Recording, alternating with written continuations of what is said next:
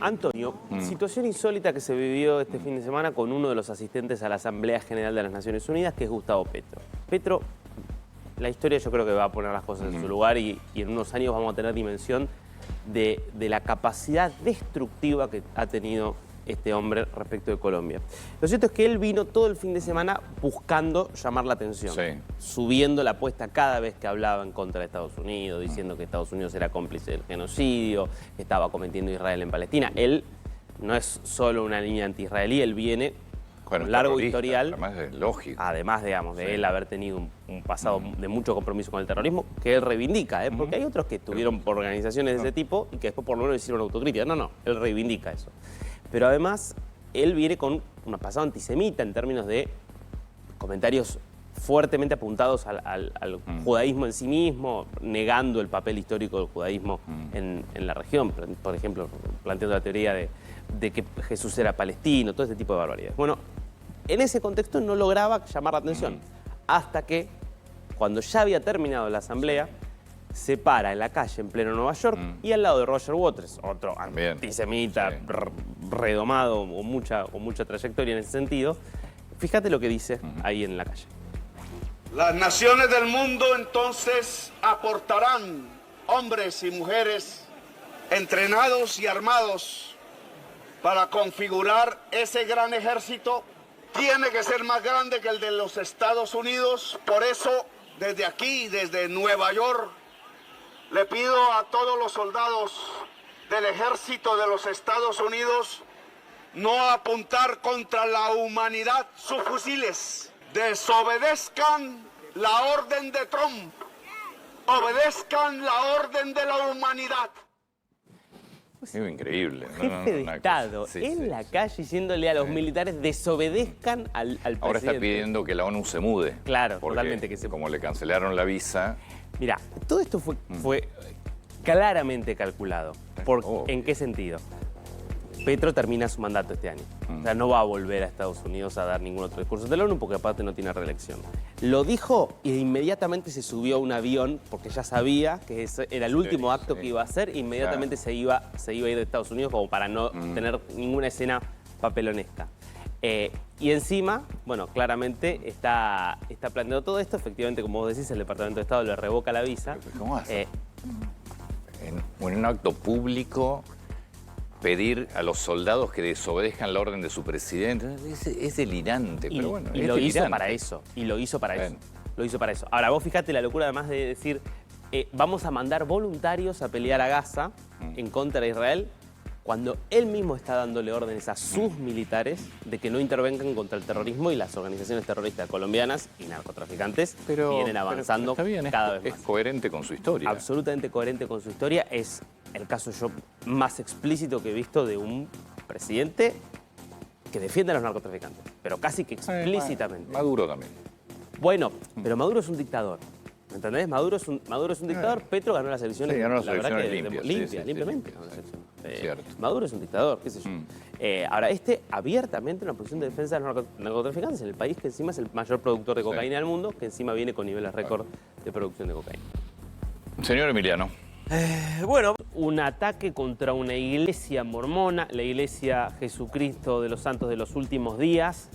En Grand Blanc, Michigan, un hombre de 40 años, Jacob Sanford, ingresa con su vehículo, choca la iglesia en plena misa, se baja, dispara, con los disparos directamente mata a 2 personas que estaban ahí, 2 fieles que estaban rezando, y después provoca este incendio que termina prácticamente devorando por completo a el edificio de la iglesia y luego se confirma la muerte de otras 2 personas. Las primeras 2 los mata él directamente con esos disparos y después hay otras 2 personas que aparentemente como consecuencia del incendio terminan muriendo también. Hay 6 personas heridas. La policía interviene y lo termina reduciendo a este hombre de 40 años que había sido marine, había tenido un paso por la guerra de Irak, estaba trabajando, hacía trabajos un poco informales en jardinería, algunas cosas también de carpintería, no tenía un empleo así fijo y con móvil que está en este momento bajo investigación, con dudas respecto de cuál es la motivación, si hay efectivamente una idea de atacar a la iglesia por tratarse de un blanco directamente asociado al cristianismo. Un poco así es como lo leyó el presidente de los Estados Unidos, Trump, que publica un mensaje donde dice que están informando todo y dice, aparenta ser otro ataque contra los cristianos en los Estados Unidos.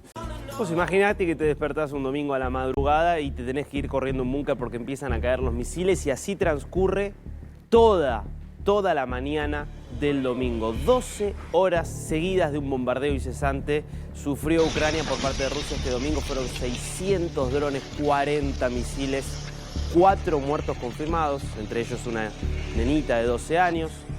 Una enfermera que trabajaba en un instituto de cardiología en la capital, en Kiev, que fue alcanzado del instituto de cardiología, también entre las víctimas mortales. Decenas de heridos. Bueno, Ucrania se ha tenido que especializar en los últimos años en esto, ¿no? En responder muy rápidamente ante los desastres de un bombardeo para sacar a las personas heridas y lograr salvarles la vida. Es uno de los peores ataques en bastantes semanas, pero la verdad es que se ha vuelto, sobre todo este 2025, casi la regla. Esto mientras Ucrania sabe que ya no hay ninguna vía de negociación abierta y que está, por lo tanto, pidiéndole a Estados Unidos que le suministre armamento de mayor nivel. El vicepresidente J.D. Vance dijo que Estados Unidos está evaluando, Trump lo está evaluando, entregarle a Europa para que se lo dé a Ucrania misiles Tomahawk que podrían permitirle a Ucrania alcanzar a la ciudad de Moscú. Y vos hablabas más temprano de las internas en la Argentina. Yo te quiero contar cómo se resuelven las internas en un régimen totalitario, como es el caso de China. La brutalidad de la resolución de las internas. Porque la noticia de este fin de semana de alto impacto es que el tipo que hasta el año pasado era el ministro de Agricultura, no estamos hablando de un funcionario de segunda o tercera línea, era el ministro de Agricultura, fue condenado a muerte por haber recibido sobornos por 38 millones de dólares. Entonces vamos a decir, bueno, pero acá estamos hablando de cómo se castiga la corrupción. En parte, porque en rigor las condenas por corrupción suelen ser la forma en la cual se resuelven las internas en un régimen como es el chino. En este caso es verdad que el ministro de Agricultura fue según un tribunal que, bueno, tiene obviamente los tribunales en China pueden acusarte y condenarte por cualquier cosa, porque vos no tenés derecho a la defensa, entonces es como que le tenés que creer al tribunal. Que está obrando de buena fe, dice que recibió 38 millones de dólares en sobornos de distintas empresas y que por lo tanto, por la sospecha ya había sido destituido y que por lo tanto termina siendo condenado a esa pena de muerte, que en rigor es una pena de muerte en suspenso, que suele ser, si tiene buena conducta, va a tener prisión perpetua, digamos. O sea, va a estar en la cárcel hasta el último día de su vida, en principio va a salvar su vida. Es por lo menos los antecedentes que hay. ¿Qué tema ese, no? Que es mejor, ¿no? Exactamente. Una cárcel en China, aparte, ¿no? La cárcel es una cárcel. No, bueno, está bien. Salvo que te toque San José 1111. No, bueno, una cárcel es una cárcel. Por eso. En cualquier lugar del mundo. No sé, digo, en los países nórdicos. ¿Toda tu vida ahí? ¿Toda tu vida? Sí, un hombre de 60 y pico de años, 65 años. Creo. Bueno, lo que te queda de tu vida. No, pero es mucho, digamos, estamos hablando puede ser 25 años más. No sé en una cárcel cuánto bueno, claro, eso. Uno dice, bueno, se supone que eso te va a disminuir la expectativa de vida. Ahora, vos sabés que, digo, este es el mecanismo de resolver las internas porque los últimos 2 años, más de 800.000 funcionarios del Partido Comunista Chino o funcionarios públicos, pero que obviamente responden al Partido Comunista Chino, fueron desplazados de sus cargos. Es aproximadamente el 10%. Y son mecanismos, insisto, de depuración con los que, en este caso, el líder, Xi Jinping, busca garantizarse la lealtad. Bueno, 7 de la mañana. Cuando estamos a prácticamente 2 años del 7 de octubre que marcó con el ataque brutal de Hamas el comienzo de la guerra en Gaza, probablemente estamos ante uno de los días más importantes porque se van a reunir y va a ser una reunión larga Benjamín Netanyahu, el primer ministro de Israel, y Donald Trump. Con diferencias llegan por lo menos a esta reunión. Vos lo escuchás a Trump y dice, ya está prácticamente cerrado el acuerdo para poner fin a la guerra en Gaza. Parte de ese entusiasmo lo comentaba Trump este viernes. Escúchalo.